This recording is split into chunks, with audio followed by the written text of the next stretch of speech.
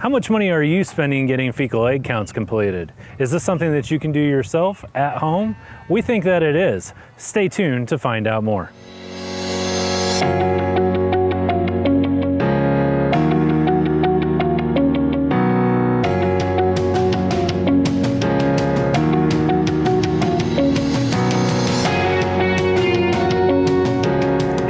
It's Tim from Linessa Farms Specialty and Heirloom Livestock. Thanks for joining me again today. So this is the big video that we've been waiting for quite some time. Today we are going to show you how to complete fecal egg counts at home.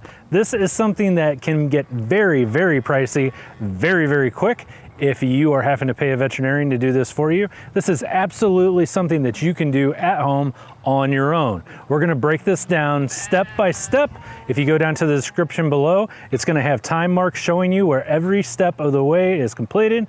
You can go to wherever you need to go. You can come back and you can reference this. What we think you should do up front is just watch the video in its entirety and then reflect back on things as you go through the process. So with that being said, let's get started.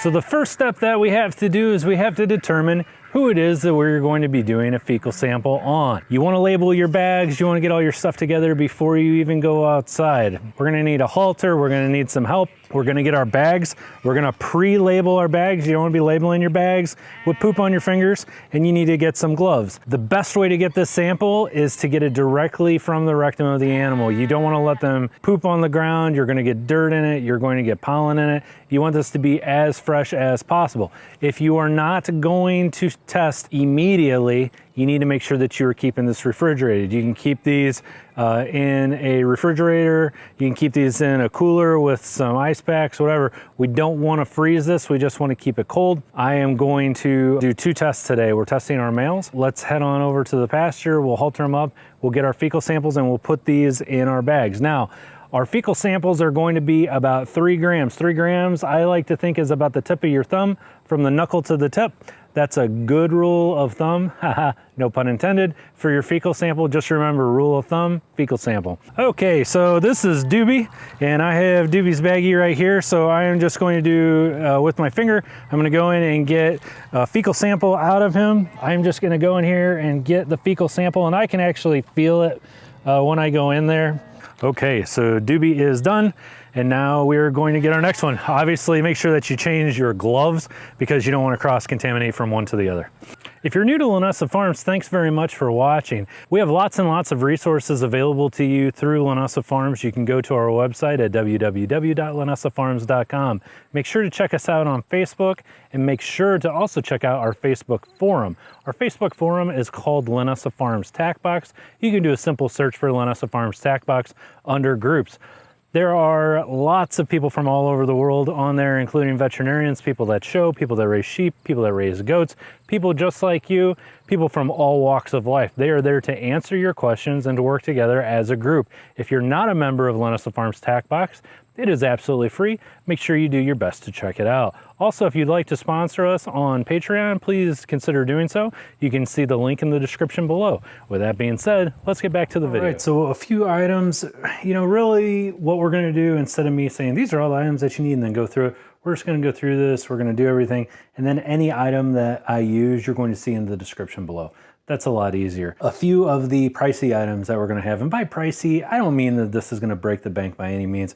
You have to consider the fact that your veterinarian may charge you up to $30, $20 to $30 per animal to do this. The Centrifuge itself, this is about $50. You can buy this online. To buy a microscope, they're relatively inexpensive. This isn't too much. I've got some special attachments on this one that's gonna allow me to utilize my cell phone to take some images for you when we get to that point. But for all intents and purposes, a general microscope, you can get a decent one. You can get into a decent one for about $100. You don't need to buy anything crazy that you're going to be able to see bacteria with or anything weird like that. Just a general run-of-the-mill high school, middle school microscope is going to do just fine for you. We need 4 times power and 10 times power. We're going to be actually looking at the slides under 10 times power. This is the McMaster slide, and again, we'll talk about this in a little bit. I'm going to show you 2 different methods that you can use today. One's utilizing the McMaster slide. This is more for analytical, actually no kidding, judging your numbers, and the other one's just going to be for you to do general run-of-the-mill if you just want to know if you have worms, Coccidia, anything like that. I have my stool samples. Again, once you get your stool samples, you're going to want to keep those refrigerated until it goes time to use them. The other thing you want to consider is cross-contamination. I normally would do this out in my shop, but we brought it in the house today since we're going to be doing this. You can do this in the house. You just need to make sure that you clean everything up really well with bleach solution when you're done.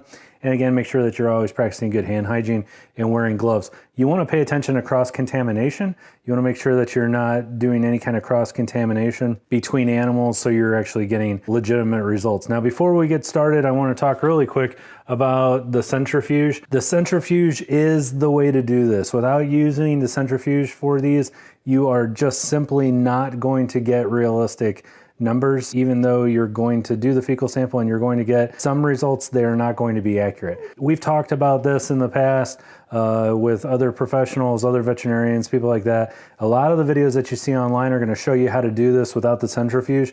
Just spend the money to get the centrifuge. That way you get realistic numbers.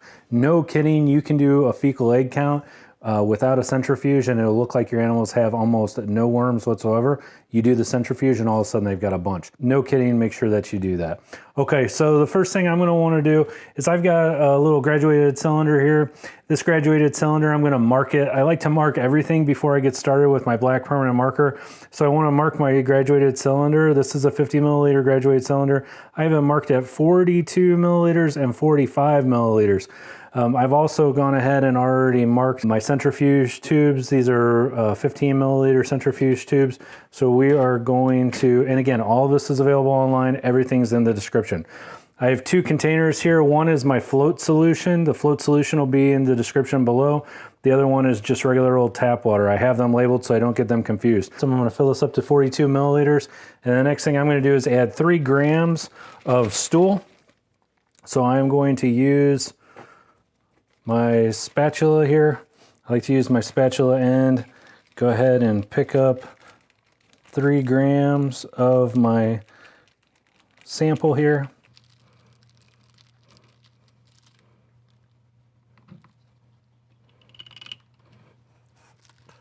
And you can see as I put this in there, it's going to displace some of the fluid. And once I get up to 45 milliliters, I know that I am where I need to be. So just a little bit at a time until you get it where it needs to be.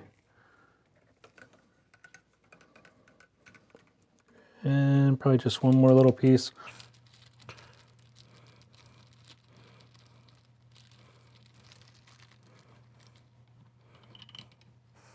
So you always want to make sure you get enough sample when you're out there. More than enough sample is better than not enough. And there we go. We're right at where we need to be.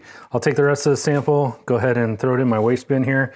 And now I'm going to use my spatula to crush this up and mix it.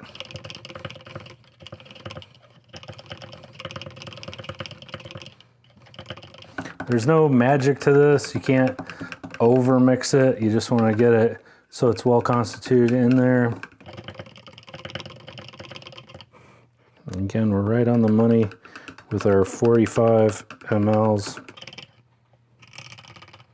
So I've got that. The next thing I'm going to do is I'm going to take my beaker and I'm going to drain this through my sieve.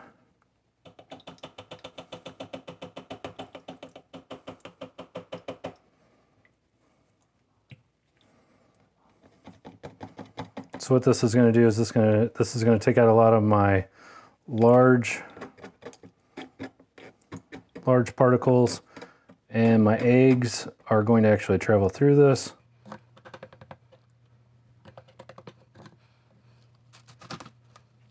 And I just get rid of my waste right in here. Okay, so now that that is done, I like to just give this a swirl. Now this is Doobie, so what I'm going to do is I'm going to fill this up. Fill up my test tube here right to about the 15 milliliter mark. Give it a little swirl.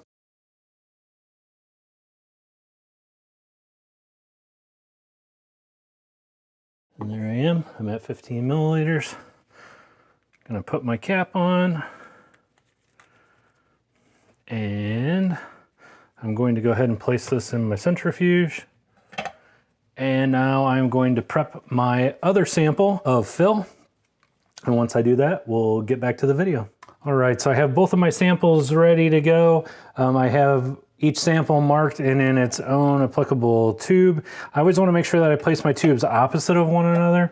This helps to balance out the centrifuge. If you were just doing one sample, you would still want to fill a tube with just tap water. That way the weight is the same and it's evenly distributed. Just follow the manufacturer's directions as far as your centrifuge is concerned. I am going to go ahead and spin mine up at about 2,000 RPMs, and I'm going to spin this for about 5 minutes at 2,000 RPMs. And what this is going to do is this is actually going to separate out the eggs from the liquid. So we'll check back with this in about 5 minutes. All right, so our centrifuge has been running for about 5 minutes. I'm gonna go ahead and stop it, shut it off, and I'm gonna go ahead and pull my tubes out. And we're gonna do 2 different preparations here. For Doobie, we're gonna do the McMaster side. Now, if you look down at the bottom, you can see all that. That's all the stuff that we want is down there at the bottom. And so what we wanna do now is we wanna separate this off. So what I'm gonna do is I'm actually gonna take the lid off of this, and I am going to pour out that extra fluid, and I'm going to be left with all of my solid down there in the bottom. And I'm going to do this for both of these. Important not to get your lids messed up either, but you can see there's the solids and fills. We're going to go ahead and pour off all the extra fluid and fills. And we're good to go there. So now what I am going to do is this is where my float solution comes into play. For my first one that I'm going to use for my McMaster slide, I'm actually going to fill this up to 15 milliliters with my float solution. I'm going to leave it just a little bit from the top. You'll see why here in just a second. Okay, so now that I've got it there, I'm going to take my stirring stick and I'm going to reconstitute this. I'm going to stir this up so now all of those solids get reintegrated back into my solution. Again, I want to make sure I don't cross-contaminate, so obviously I'm not going to use this stir for the other container. Once I get this reconstituted,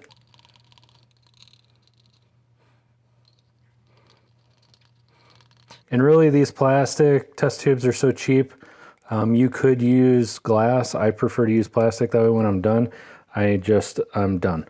And the reason for that is you can see how we've got a little bit of solid down there in the bottom. That never really wants to come out very well. And so you'll have a heck of a time getting this washed out completely. So again, I just get it reconstituted. And now I'm going to go ahead and top it off with my float solution, get it back up to 15 milliliters and stop. I'm going to let that sit for a few minutes. All right, now with fills, I'm going to do the same thing. I'm going to reconstitute it.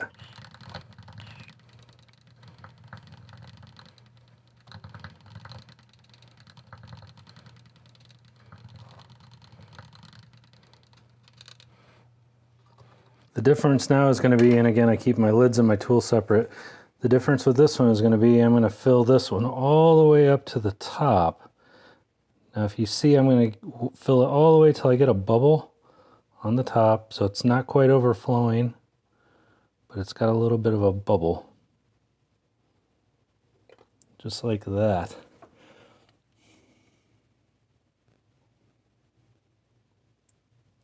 There's a fancy scientific name for that, but we're not going to worry about that. Now what I'm going to do is I'm going to get a slide, a microscope slide, and I am actually going to place this on top of there. Now I'm going to let that sit while we're doing the McMaster slide for Doobie sample. So this is where our pipettes come into play. What I like to do is I like to prime my pipette, or excuse me, my McMaster slide. I take a little bit of water and just kind of run it through there. This helps. I don't know why it helps, but it does. It just helps to kind of prime this up. So I just run some water through it first. And then I'm actually going to lay down the McMaster slide. A lot of people show you to hold it in different ways. I don't think you need to do that. What I like to do now is I like to actually use my pipette to kind of stir this up.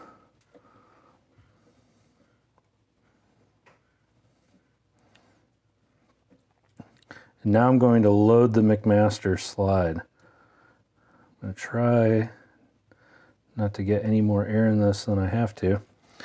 And what I'm going to do is I'm going to place this down here in one of the corners. And I'm just going to slowly fill this.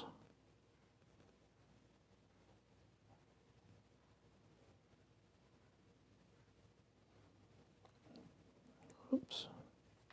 Just like that.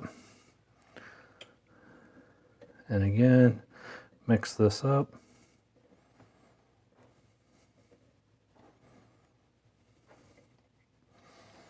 And slowly fill this. I just like to place it in a corner, fill it up, and then pull this away, and we are good. So the next step is actually going to be to put the McMaster slide on the microscope. So I'm going to place my McMaster slide on the microscope. I'm going to put it at 4 power, and we're going to get started and see what we can do. Alrighty. Alright, so I did a quick draw up of a McMaster slide on the board here so you can see it a little bit easier. Essentially, once you get your McMaster slide out and you get it loaded, as we talk about, or we're going to talk about in the video, there are 2 1 centimeter by 1 centimeter panels that you're going to see on there. And what this is essentially how we're going to count our eggs.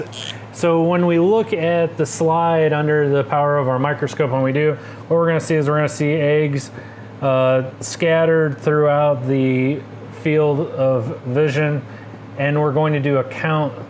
And it's important that you just find a method that works appropriately for you. So what I like to do is I like to start on one side and work my way to the other. So I'm going to work my way down, over, up, over, down, over, up, over, down, over, up. That way I'm sure I know which places I've gone as I go through. And I'm going to count only the eggs that I see inside the grid lines. This stuff out here, I do not count. If it's touching the line, I do not count it, only within. Now obviously if it's touching any of these lines, I count it, but any of the outside borders, I do not count it. So what I want to do is I want to get a complete count. I want to count up all the eggs in this and all the eggs in this, and I'm going to add them together. So let's say I have 1, 2, 3, 4, 5, 6, 7, 8, 9, 10, 11. So 1, 2, 3, 4. So I have 4 over here. And then I have 1, 2, 3, 4, 5, 6, 7. 7 over here. I'm going to add both of those together. That gives me 11. And then we're going to multiply that by 50. And that is going to give us our total egg per gram calculation, and that is how we are going to do that. I just wanted to give you this kind of eyeball look at this, so that way you kind of have an idea of what to expect and how to do your counting.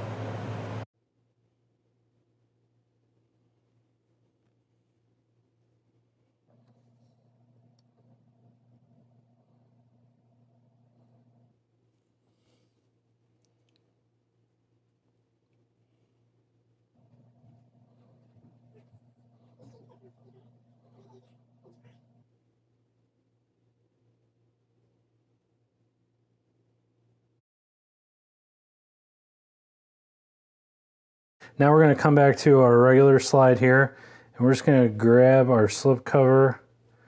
Now that the eggs have had a chance to float up, they actually stick to that slip cover, and we're just going to drop it here on a slide. And then I can take this, place this on my microscope and I can get an idea of what we're looking at there as well.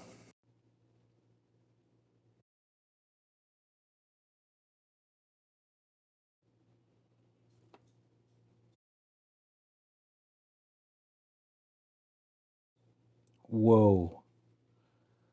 Okay, so this is prime example of why you want to do this. All right, so here we've got a problem. Let's go back to the main slide here. So look at this. This is Phil, and Phil, we're looking at the basic slip cover on top of a slide here, and the reason I didn't do the McMaster with Phil was because I assumed he was going to be clean. Phil hasn't been wormed for a little over a year. He has very, very good red eyelids. He has no scours. He is super thrifty. He has not had any issues with holding his weight.